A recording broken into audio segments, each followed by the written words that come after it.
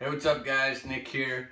I had mentioned that I wanted to start doing some short videos and the weather's horrible. It's late at night, but I thought here's a good chance for me to get caught up on one that was requested last year, which was a trailer walkthrough. Now I don't have the same trailer. I used to have a 6x10. Dan has that now. This is Dan's old 8x18, so way bigger, but this one's kind of multifunctional. We use it for the podcast as well as kind of a personal workshop. So yeah, let's go take a look. All right, so first things first, when we walk in the door over here, to the left of the door right there, you'll see that's where I keep all my taller stuff. Booms, support bars for the flip up doors, which you'll see, speaker stands, chairs, all of that sort of thing, tail control rods, parts of that sort go over there. Here I've got just kind of a cheapo cabinet. I think I got it at Lowe's. It's got kind of a different style storage in the middle, which I really like. Over here on the right, it gives me a place to keep all of my Heli shirts. Cases down below. Just keeps them separate from the house so I can always find them when I want to wear them. Parts and junk over here on the left side. I keep all of my parts organized in clear Tupperware bins. Gives me a chance to see through them.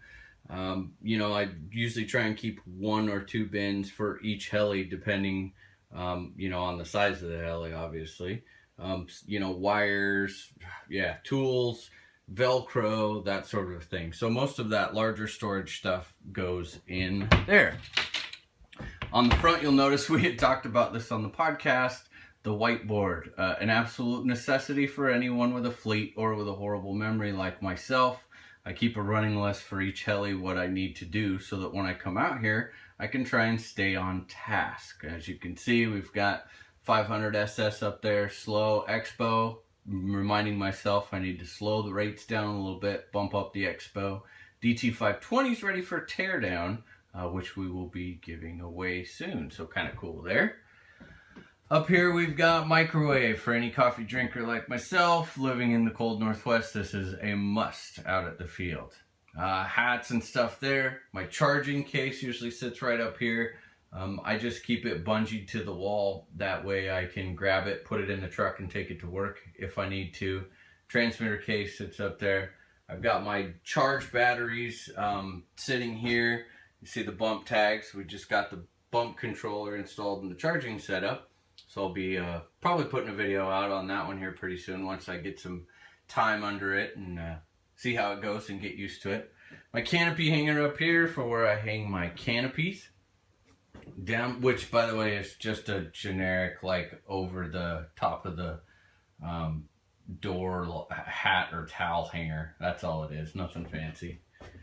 Down here you will see the external PA for the podcast for when we do the live shows and music. So we've got the mixer board, a couple crown amps in there, which drives these bad boys here. We've got 2 18-inch PV subs and then the 2 15-inch stacks for the top. Always makes for nice music. I keep my laptop over here when we're stationary. It's the closest direction to the house, so I can actually get Wi-Fi over here. I've got a Neo program at the moment that I need to update and get ready to install the N700 number 2. As you can see here, we have the 2 large doors. This is what I had talked about on the podcast that I cut in. This was a solid wall trailer, so I put 2 massive doors here. Those flip all the way up flat. We prop them up, and this is where we sit to do the live podcast. Dan sits down there at the end with the laptop and the recording mixer to record all of our tracks. Justin, Jesse, and then myself, I sit down here and control all the external music. We've got it wired in to where, just the microphones and headphones plug in. So no more running cords anymore. All we have to do is dump the speaker wires out through holes in the side of the trailer, set up the stands, fire up a generator, and we are ready to record. As far as lighting goes, I have some 12-volt LED lights that run down along the bottom there for some up lighting. We shut all the rest of the lights off, and then up here there's some D-rings you see or some hooks in the ceiling. I actually put a large banner across the back there to kind of block off all my crap on this side. Shut the rest of the lights off. Makes for a really cool look, I think.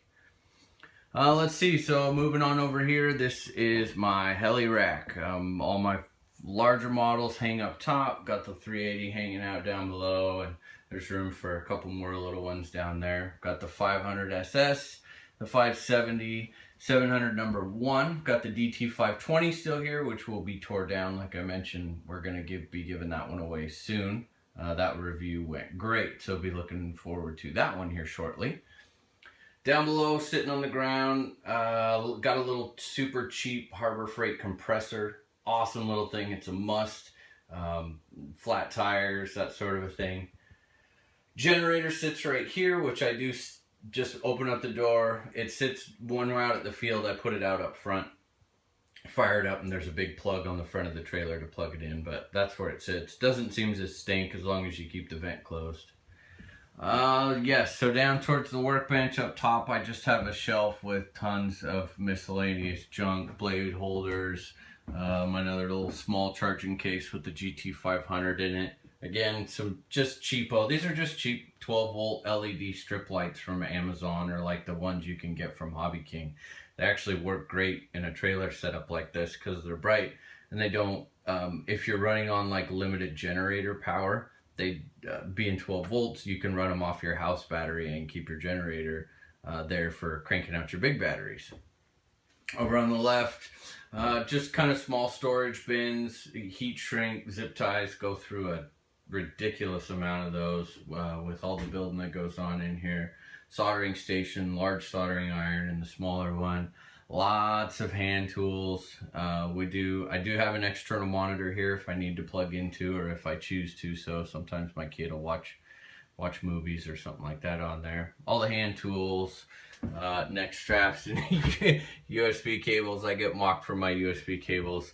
If that's an indication of how much junk I've bought over the last 8 years, then that's bad. 12-volt cordless or low cordless drill, absolute must if you're going to do a lot of building. This is kind of my little junk storage, used to put nuts and bolts and stuff in the middle of a build. That way I can just slide it all over there, and then head to the field, and I don't have to worry about picking up a whole bunch of stuff before we take off. Let's see, 700 number 2 sitting here. We're working on getting the Hobby Wing 160 installed in it, get that Neo put on there, and then this one has already gone through for the season. More storage over here on the left. I do have a baseboard heater down there. That's my normal source of heat during the winter when I'm at home and it's plugged in. Keeps this thing perfectly warm. Actually quite warm. I can really cook myself out. Garbage can over here, more storage. This is where I keep a lot of my batteries, scales, that sort of a thing.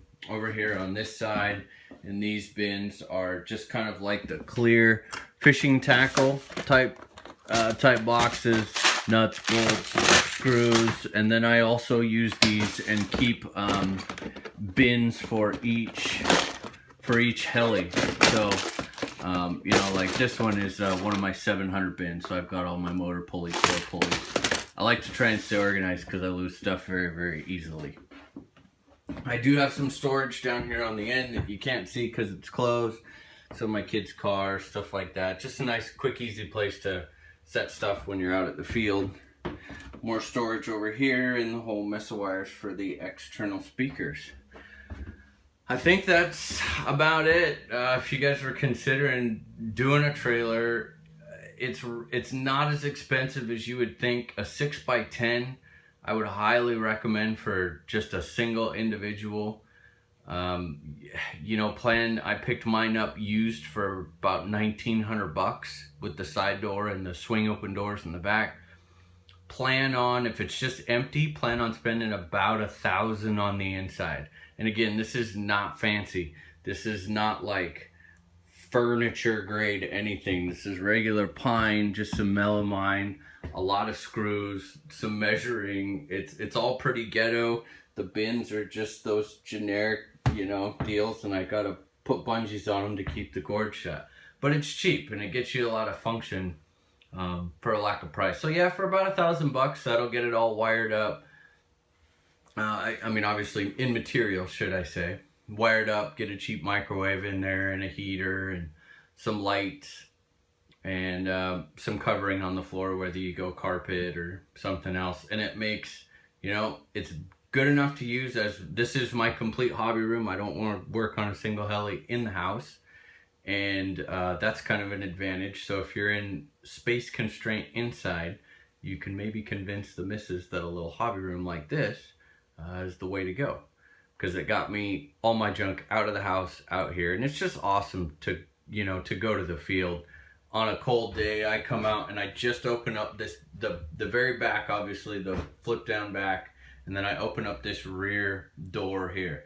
That way I can sit down here, still look outside when other people are flying. I feel like I'm kind of outside, but turning the heater down on that side keeps some heat in there, down on the end where the batteries are. So even if it's, you know, 0 degrees Celsius or 32 Fahrenheit outside, you can stay really warm. You can warm your hands back up, and it makes for a big difference when you're winter flying.